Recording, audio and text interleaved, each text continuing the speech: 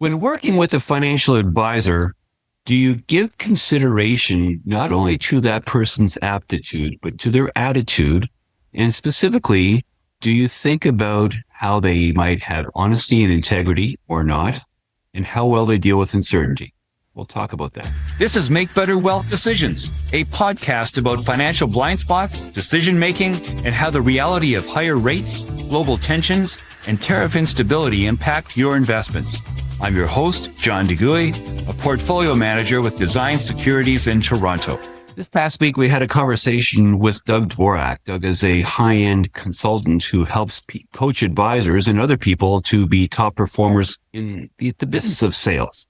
But one of the things that Doug hit on in his conversation with me that I thought was really worthwhile, that really resonated, was the critical importance to look for people who work with an attitude of honesty and people who have personal integrity.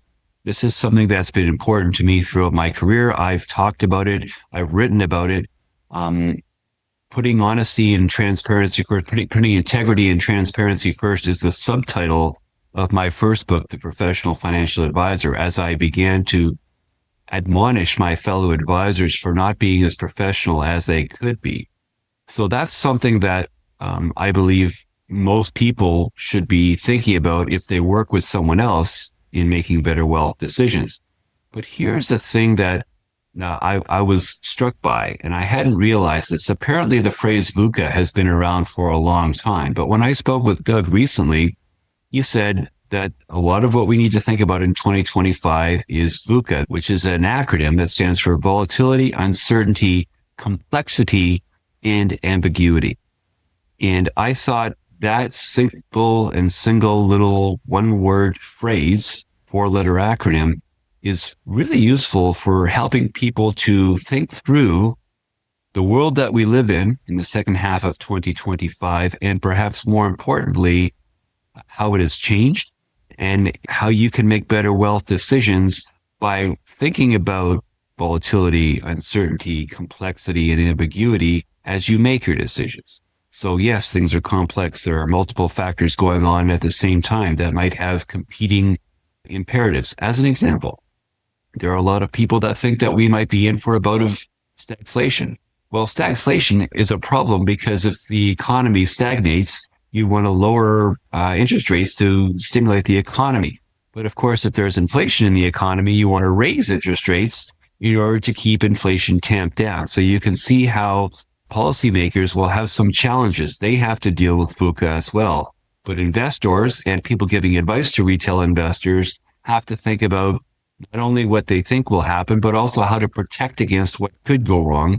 You have a best case scenario, you'll have a base case, but then you'll also think about, well, there's also a 20% chance that this could happen and a 10% chance that that could happen. So even if you're right 2/3 of the time, there will be instances when you're wrong, and they could be wrong. You could be wrong in either direction. They could be better than you thought or worse than you thought, can last longer or not as long as you thought, what have you. You get the idea. The important thing is that you need to be able to be adaptive and to think critically about a variety of things that are going on in your world and whether or not you need to make any changes. And to be clear, thinking about something doesn't necessarily involve a bias toward action. You don't necessarily have to do anything or anything differently as a result of thinking about things. But making better wealth decisions usually involves having a better thought process, thinking things through, even if you don't do anything differently. So there's a word for you, VUCA. You might want to use that as you make decisions going forward. This podcast is not to be construed as offering specific investment advice. Please consult a qualified advisor before acting. My books, Stand Up to the Financial Services Industry and Bullshift, are available online. If you'd like to meet to discuss how the topics in this podcast affect you directly, please visit my website.